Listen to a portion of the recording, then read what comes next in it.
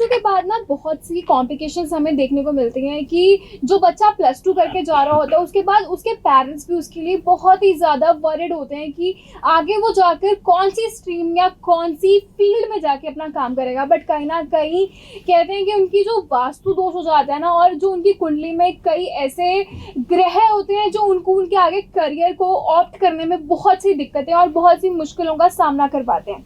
सो ऐसी ही प्रॉब्लम का सल्यूशन लेने के लिए और उसके ऊपर खुलकर बात करने के लिए हम हमारे स्टूडियो में मौजूद हैं प्रोफेसर अमित नरूला जी, जो एस्ट्रो वास्तु के एक्सपर्ट भी कहे जाते हैं। सो बहुत बहुत स्वागत है सर आपका कि आप हमारे स्टूडियो में पहुंचे। जय श्री राम। सबसे पहले तो सर मैं आपको थैंक यू भी करना चाहूँगी कि आप अपना इतना प्रेशियस टाइम और इतना एक्स्ट्रा ऑडियो के टाइम आप हमारे स्टूडियो में मौजूद हैं, हमारे दर्शकों की सेवा के लिए हाजिर हैं। तो सर सबसे पहले हम बात कर रहे हैं जॉब और बिजनेस की। आपने देखा होगा कि आपके पास कई क्लाइंट आते होंगे जी। जो काफी ज्यादा वरिड है, उनके पेरेंट्स भी आते होंगे कि बट स्टिल जो एक वास्तु दोष उनकी कुंडली में बैठा हुआ है, जिसके कारण ना तो वो आगे फर्दरली अपनी स्टडी को कंटिन्यू कर पा रहे हैं, ना ही उनकी कोई प्लेसमेंट हो पा रही है। सो सर सबसे पहले मैं पूछना चाहूंगी कि जो किस्मत में लिखा होता है, हमारे जो किस्मत में हमारे डिसाइडेड है, वो क्या योग बनाता है हमारे जॉब और बिजनेस का? तो सबसे पहले मैं अपने व्यूअर्स को बताना चाहता हूं कि पेरेंट्स वरीड होते हैं, नो डाउट, क्योंकि बच्चे +2 कर लेते हैं, उसके बाद उनको देखना पड़ता है कि कौन से सब्जेक्ट दिलाए जाएं। उसके बाद जब पढ़ाई कंप्लीट हो जाती है, क्योंकि देखो पढ़ाई आज की डेट में सभी बच्चे जो है ना बहुत कॉन्शियस हैं अपने करियर को लेकर। पेरेंट जो है पूरे कॉन्शियस होते हैं कि कौन सी पढ़ाई कराई जाए, उसी पढ़ाई के करके ही आगे उन्होंने करियर बनाना होता है। तो पहले ही ये चीज़ें हमें देखनी पड़ती हैं, कुंडली दिखानी चाहिए बिल्कुल, क्योंकि कुंडली में योग होते हैं कि कौन सी पढ़ाई करवानी चाहिए, कौन से ग्रह पॉजिटिव हैं। अगर देखो मान के चलो अगर मेष लगन का चार्ट बन रहा है तो इसका मतलब उसकी पढ़ाई वाले घर पे बृहस्पति देवता की राशि पड़ रही है, जो है मान के चलो अगर सूर्य की राशि पड़ रही है तो मान के चलो अगर सूर्य से रिलेटेड अगर पढ़ाई कराती हैं, इसका मतलब गवर्नमेंट जॉब में जा सकता है बच्चा, अच्छी बड़ी जो है वो जॉब प्राप्त कर सकता है।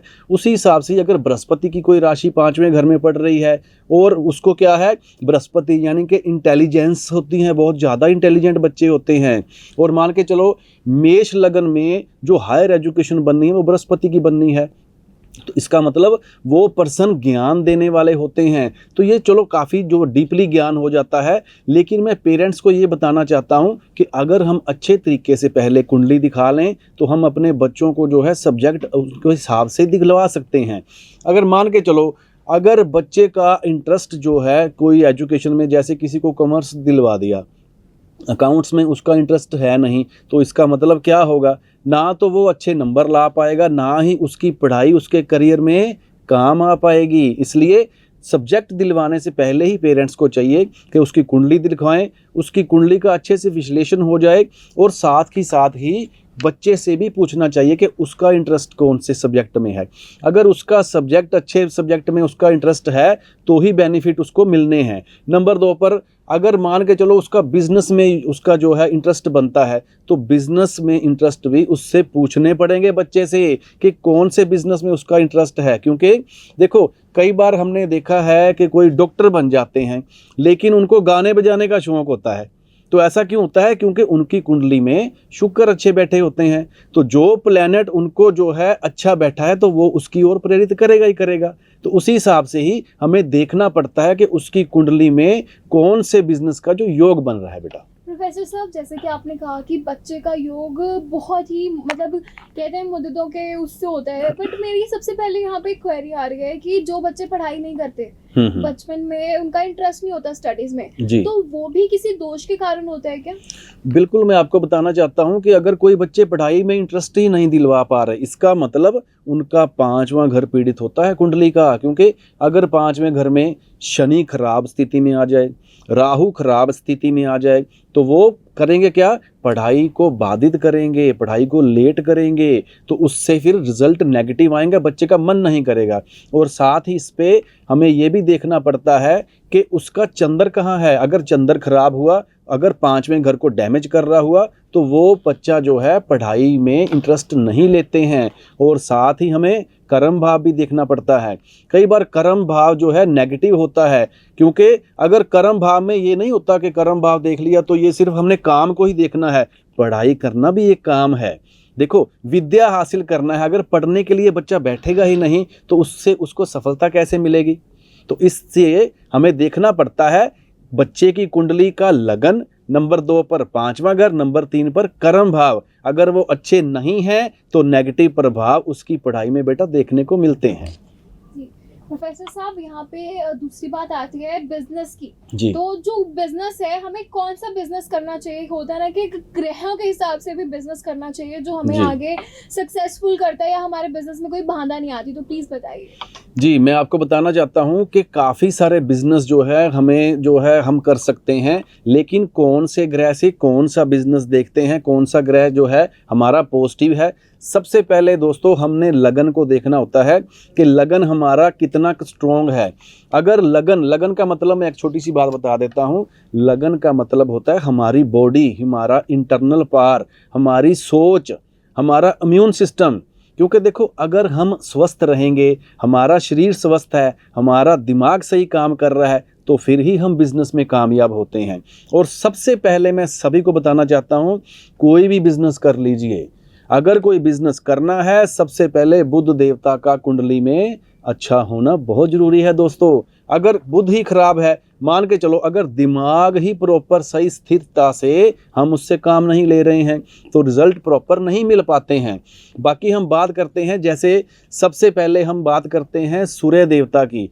अब सूर्य देवता प्रशासन से रिलेट करते हैं। देखो, अगर किसी का सूर्य देवता जो है वो अच्छे हैं कुंडली में, तो सूर्य देवता से कौन कौन से काम आ जाते हैं।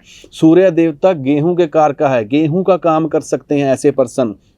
नंबर 2 पर सूर्य प्रशासन के कारक हैं, तो सूर्य देवता से जैसे कि जो राजनीतिगण होते हैं उनका सूर्य बहुत स्ट्रांग होता है।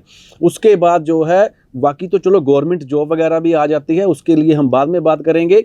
उसके बाद चंद्र देवता। अब चंद्र देवता क्या है, लिक्विडिटी के कारक। चंद्र देवता डेयरी प्रोडक्ट का काम कर सकते हैं। अगर किसी कुंडली में चंद्र देवता 10वें घर से या 7वें घर से संबंध बना रहे हैं तो क्या होगा, वो डेयरी प्रोडक्ट का काम कर सकते हैं। वो जैसे कैश का लेन देन कोई भी व्यापार में कर सकते हैं, क्योंकि लिक्विड मनी का कारक है, उससे हम वो भी देखते हैं। और जो पानी का काम है, जैसे मिनरल वाटर हो गया, उसकी जो है वो भी वो कार्य कर सकते हैं। तो ये सारे काम जो है वो चंद्र देवता से हम देखते हैं। अगर आपकी कुंडली में बुध देवता जो है वो 10th हाउस में हो या 7th हाउस से संबंध बना रहे हो और अच्छी स्थिति में हो, तो फिर क्या हो गया, सारी ट्रेडिंग। देखो, अगर कोई भी ट्रेडिंग करनी है, कोई भी सामान जो है बाजार से परचेज किया और अपने शॉप पे लाए, उसको बेचा, वो एक ट्रेडिंग हो जाती है। जैसे देखो, इसमें डिस्ट्रीब्यूटरशिप भी आ जाती है, इसमें होलसेलर भी आ जाते हैं, इसमें सभी तरह के जो है व्यापार आ जाते हैं बुध से, क्योंकि बुध से सभी व्यापार ही आते हैं। और उसके बाद बुध किस चीज़ का कारक है, वाणी का। जैसे हम क्या कर रहे हैं, हम ज्योतिष का काम करते हैं, ज्योतिषी हैं, एस्ट्रोलॉजर हैं, वास्तुशास्त्री हैं, तो हम क्या करते हैं, अपनी दिमाग का इस्तेमाल करके हम वाणी से हमारा जो है सिस्टम चलता है। तो ये क्या हो गया, वाणी से। जैसे बहुत सारे संगीतकार होते हैं, बहुत अच्छा जो गाना बजाना करते हैं, तो वो किससे आएगा, क्योंकि उन्होंने गाना गाना है। अगर उनका बुद्ध अच्छा हुआ तो ही वो कर सकते हैं, वाणी का प्रयोग हो गया। नंबर 2 पर share market, commodity, crypto currency. अगर किसी का बुद्ध बहुत स्ट्रांग है तो ये सारे जो ट्रेडिंग वाले कार्य हैं वो भी जो है बुद्ध देवता से ही रिलेट करके देखते हैं। इसके बाद बात करते हैं बेटा मंगल देवता की। और मंगल देवता, देखो मंगल देवता क्या है, हमारी एनर्जी है। मंगल देवता जो है मैनेजमेंट से रिलेट करके देखते हैं। जैसे मान के चलो, अब मंगल देवता होटल लाइन हो गई, प्रॉपर होटल हो गया, रेस्टोरेंट का काम हो गया, ये सारे कार्य जो है वो मंगल देवता से देखते हैं। गुड़ का व्यापार हो गया, ये सारे कार्य मंगल देवता से देखते हैं। जैसे हम राशन की दुकान भी डालते हैं, उसमें कई ग्रह शामिल होते हैं, उसमें मंगल देवता का भी अहम रोल होता है। किसी भी काम में मैनेजमेंट का अगर आ जाना, वो मंगल देवता के अंडर आता है। चाहे कोई संस्था खोल रहे हो, चाहे कोई शॉप खोल रहे हो, चाहे बड़ा स्टोर खोल रहे हो, चाहे डिस्ट्रीब्यूटरशिप खोल रहे हो, तो उससे क्या होगा, मंगल का योगदान जबरदस्त आता है। उसके बाद बात करते हैं शुक्र देवता की। तो दोस्तों शुक्र देवता जो है ये भोग विलास वाले ग्रह माने जाते हैं, सुख समृद्धि देने वाले ग्रह माने जाते हैं। जैसे बड़े बड़े सैलून होते हैं, वो काम जो है वो शुक्र देवता के अंडर आते हैं। उसके बाद जो है सजने संवरने वाले काम हो गए, ब्यूटी पार्लर का काम हो गया, है ना। उसके बाद जो मान के चलो, अगर कोई बहुत अच्छी एक्टिंग कर लेता है, अगर बहुत अच्छी फिल्मों में एक्टिंग कर रहा है, कोई स्टेज शो कर रहा है, वो भी किससे आना है, शुक्र देवता से, क्योंकि सुंदरता से रिलेट करते हैं। हीरे का कारोबार भी दोस्तों शुक्र देवता से ही आता है। अगर शुक्र देवता आपकी कुंडली में अच्छे हैं, लगन के कारक मित्र बनते हैं, 10वें और 7वें घर से संबंध बना रहे हैं, तो इससे क्या हो गया, शुक्र देवता का कार्य करने से हमें सफलता मिलेगी। इसके बाद बात करते हैं शनि देवता की। तो शनि देवता से रिलेट देखो, शनि देवता क्या है, शनि देवता तेल के कारोबार कर सकते हैं, सरसों के तेल की बात कर रहे हैं। उसके बाद बिल्डिंग मटेरियल्स, जो भी बिल्डिंग मटेरियल्स होते हैं वो शनि के अंडर आते हैं।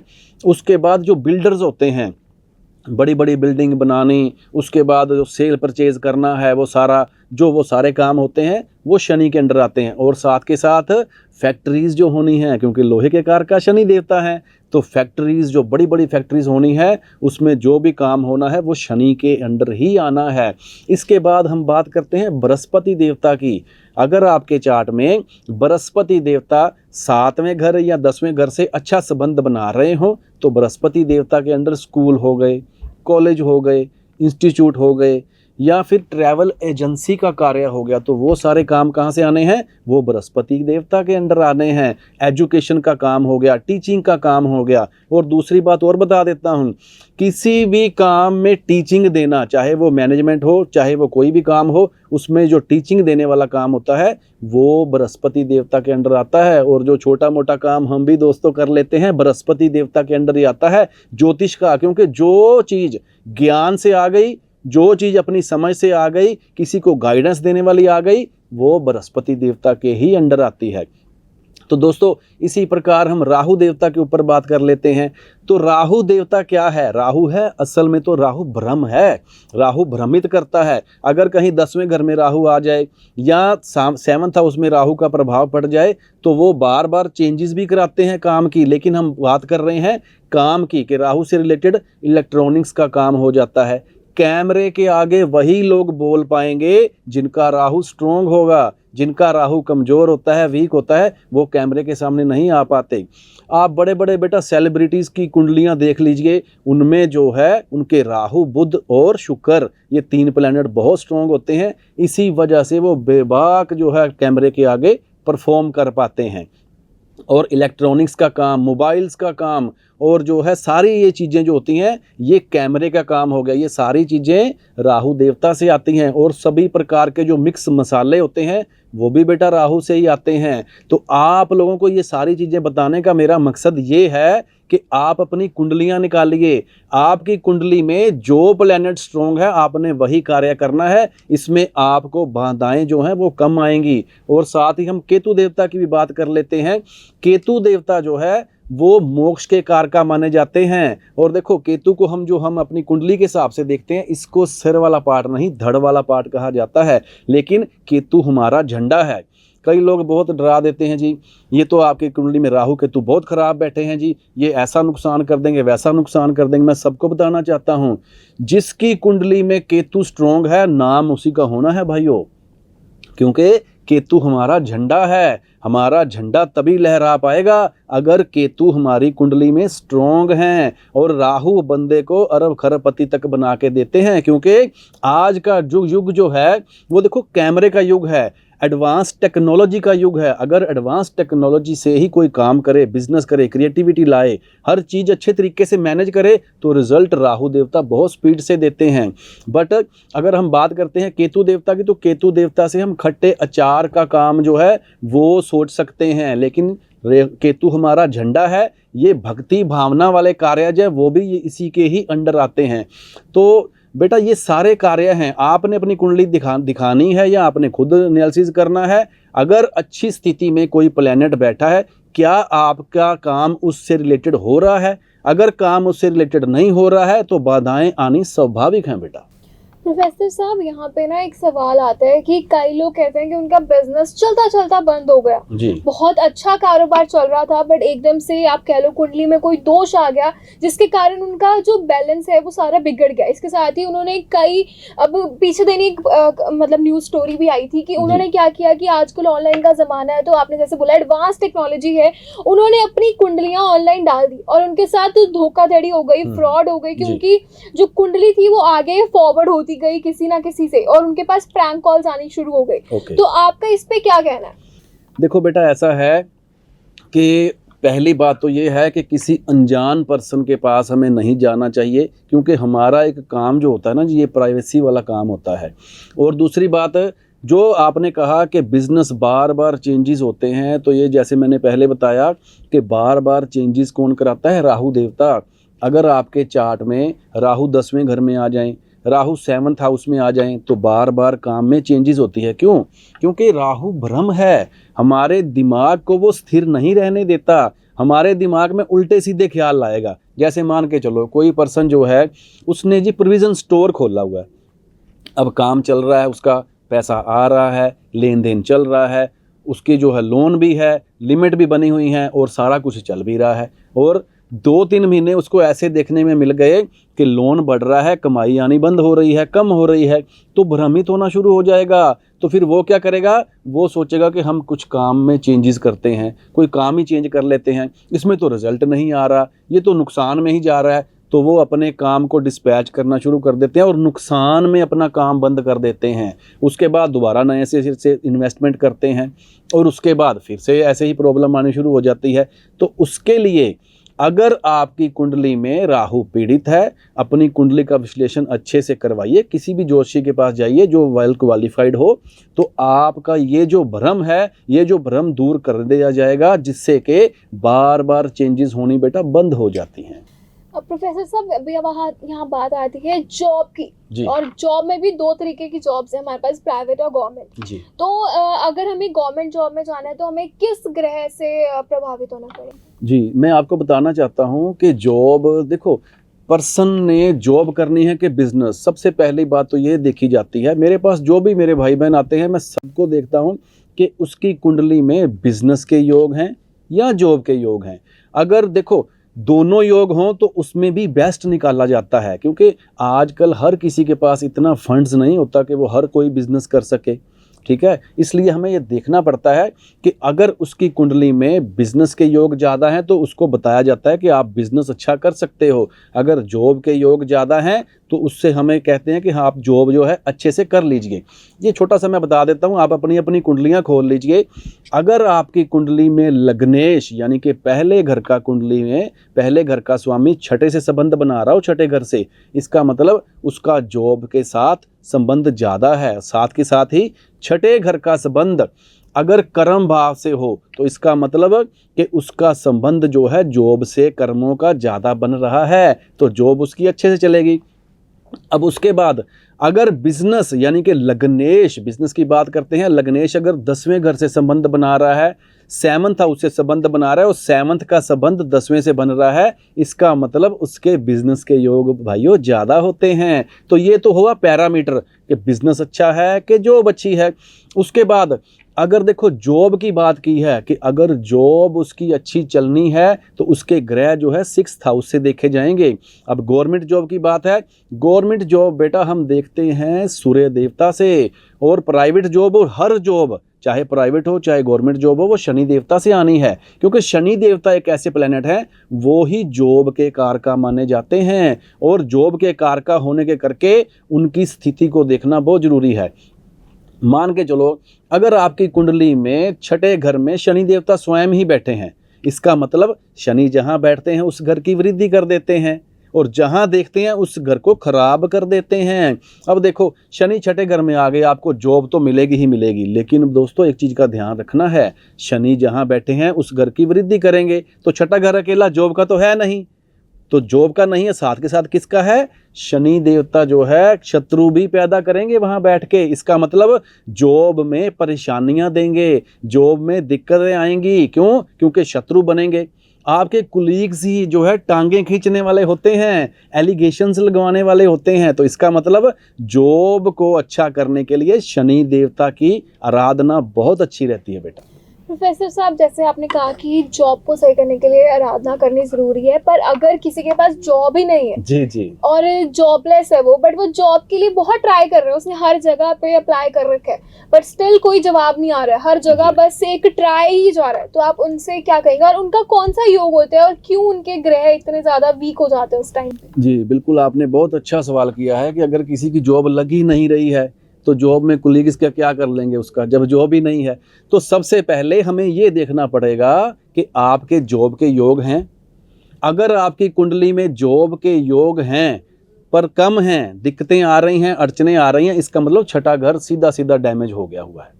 अगर सीधा सीधा छठा घर डैमेज है तो छठे घर के स्वामी की आराधना करनी चाहिए। मैं अकेले शनि देवता की बात नहीं कर रहा।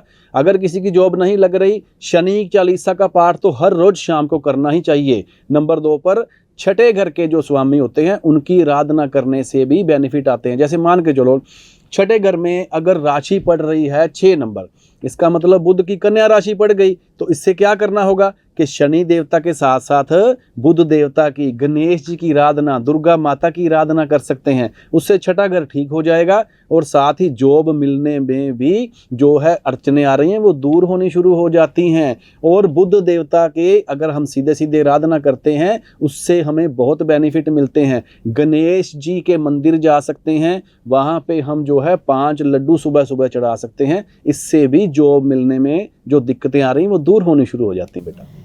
प्रोफेसर साहब, एक चीज और मेरे माइंड में आई है कि आपने जैसे कहा था कि आप शिव जी की भी वो करते हैं जी, बट कई बार ना लड़कियों को मना किया जाता है कि वो शिवलिंग को हाथ ना लगाएं। मुझे इस चीज के बारे में जानना है कि वो क्यों रोका जाता है लड़कियों को। सबसे पहले तो मैं ये बता देता हूँ, ये काफ़ी सारी भ्रांतियाँ जो हैं वो बनी हुई हैं, उसमें कुछ सच्चाई भी होती है, लेकिन मैं ये बता देता हूँ, इसको ना लोग गलत तरीके से ले लेते हैं। क्योंकि जो शिवलिंग है ना जी, शिवलिंग का मतलब होता है शिव का जो है उसका प्रतीक, क्योंकि लिंग का मतलब होता है प्रतीक। तो ऐसा कुछ नहीं है बेटा, क्योंकि देखो हनुमान जी हैं जो उनके पाँव को छूने के लिए जो लेडीज़ को मना किया जाता है, क्योंकि वो ब्रह्मचर्य हैं। भोले शंकर तो हमारे पिता हैं, भोले शंकर तो जो है बहुत बड़ी पावर हैं। वो तो देखो उनकी आराधना करने में कोई परेशानी नहीं होती, क्योंकि भोले शंकर एक ऐसे देवता हैं जो, आप देखो बेटा, हम देखते हैं कि राक्षस भी इतनी ज़्यादा उनकी आराधना करते थे, वो भी आशीर्वाद पाते थे और वो अपने कर्म अच्छे नहीं भी रखते थे, लेकिन फिर भी उनको ब्लेसिंग्स मिलती थी। क्यों? क्योंकि भोले शंकर भोले हैं, वो सभी का भला करते हैं और उन्होंने वितकरा नहीं करना होता है, उन्होंने सिर्फ भाव देखना है। अगर अच्छे भाव से पाठ पूजा की जाए, अगर अच्छे भाव से शिवलिंग पर हम जल चढ़ा लें, अगर कच्ची लस्सी चढ़ा लें, पंचामृत चढ़ा लें, चाहे वो लड़का हो चाहे लड़की हो, सबको वो समान स्थिति में रखते हैं और सबका भला करते हैं। इसके साथ ही यहाँ पे एक और सवाल आता है कि कई लोग रिटायरमेंट के लिए ना अपने फंड्स इकट्ठे करते हैं जी, और कहीं ना उसको इन्वेस्ट करने के टाइम पे वो ध्यान रखते हैं दोष ना हो कोई उनके ग्रह पे, या फिर कोई इन्वेस्टमेंट कर रहे हैं तो कहीं उन्हें लॉस ना हो जाए। जी। तो आप उस पे क्या कहना चाहेंगे? तो बेटा मैं सबसे पहले ये बता देता हूँ कि अगर किसी ने भी इन्वेस्टमेंट करनी है तो सबसे पहले अपनी कुंडली दिखाइए। क्योंकि आजकल क्या देखा जा रहा है, पर्सन जॉब कर रहे हैं, बिजनेस कर रहे हैं, तो उसमें क्या होता है कि पैसा तो आ गया, लेकिन वो पैसा जो है इन्वेस्टमेंट इधर उधर ऐसी लगा देते हैं जिससे कि नुकसान हो जाता है। तो सबसे पहले अपनी कुंडली दिखाइए। इन्वेस्टमेंट के लिए 5वां घर देखा जाता है, दूसरा घर देखा जाता है कुंडली का। अगर दूसरा घर अच्छा है, 5वां घर अच्छा है, तो ही इन्वेस्टमेंट हम करवाते हैं। कई बार क्या होता है, किसी ने इन्वेस्टमेंट कर दी शेयर मार्केट में, पांचवा घर डैमेज है तो सारे का सारा पैसा कई बार डूब भी जाता है। इसलिए कोई भी इन्वेस्टमेंट करनी है सबसे पहले एक अच्छे एस्ट्रोलॉजर से अपना चार्ट बेटा दिखाना चाहिए। आखिरी में, बेशक ये आखिरी सवाल होगा मेरा आपसे, पर कहते हैं ना कि अभी जो क्यू में हम स्टार्ट ही हुए हैं जी। तो अभी बहुत से हमारे एपिसोड आने बाकी हैं। तो एक बार मैं दर्शकों को फिर से ये बताना चाहूँगी कि हमारे स्क्रीन के नीचे जो फ्लैश चल रहा है वहाँ पर प्रोफेसर साहब के नंबर्स डिस्प्लेड हैं, वहाँ पे जाके आप कॉल कर सकते हैं और अपनी अपॉइंटमेंट भी बुक करवा सकते हैं। सो आखिरी सवाल आपसे प्रोफेसर साहब कि आप जॉब या जो बिजनेस कर रहे हैं उनको आप क्या रेमेडीज प्रेफर करना चाहेंगे? तो सबसे पहले मैं आपको बता देता हूँ, शॉर्टकट में ही बात करूंगा। वैसे तो अपनी कुंडली दिखानी चाहिए क्योंकि हर किसी का चार्ट अलग है, हर किसी का कर्म भाव और जॉब वाला घर में अलग अलग राशियां पढ़नी हैं। और मैं सबको बताना चाहता हूं, अगर कोई पर्सन जॉब कर रहा है तो शनि चालीसा डेली पढ़ना शुरू कर दीजिए। अगर कोई बंदा बिजनेस कर रहा है और कामयाबी में दिक्कतें आ रही हैं, बुद्ध देवता की आराधना या गणेश जी की आराधना स्टार्ट कर दीजिए। हर रोज सुबह गणेश जी की आराधना स्टार्ट कर दीजिए और साथ ही साथ 7 पीस छोटी इलायची शिवलिंग पर चढ़ाना शुरू कर दीजिए। 11 बुधवार लगातार सुबह सुबह कर दीजिए, इससे आपको बेस्ट रिजल्ट मिलेंगे बेटा। प्रोफेसर साहब आपसे बात करके हमें बहुत ही अच्छा लगा और ये जो टॉपिक है ना ये काफ़ी ज़्यादा करंट है क्योंकि कई लोग बहुत ही ज़्यादा सफ़र कर रहे हैं, कईयों के पास जॉब ही नहीं है, कईयों का बिजनेस नहीं चल रहा है, जिसके चलते वो अक्सर अपनी जो ये प्रॉब्लम है ना उसका सोल्यूशन ढूंढते हैं। सो प्रोफेसर सर आपसे बात करके हमें बहुत अच्छा लगा और मैं ये विश करती हूँ कि हमारा जो अगला एपिसोड होगा डेप्थ फॉर एस्ट्रोलॉजी के लिए, उसमें हम अलग टॉपिक पे बात करेंगे और उस पर जो हमारी क्वेरीज हैं, हमारे दर्शकों की भी क्वेरीज हैं, वो भी हमें हमारे कमेंट बॉक्स में नीचे बता सकते हैं और वो अगला टॉपिक क्या चाहते हैं वो भी हमारे कमेंट बॉक्स में बता सकते हैं। सो आज के लिए बस इतना ही, आपसे कल फिर मुलाकात होगी, तब तक के लिए धन्यवाद।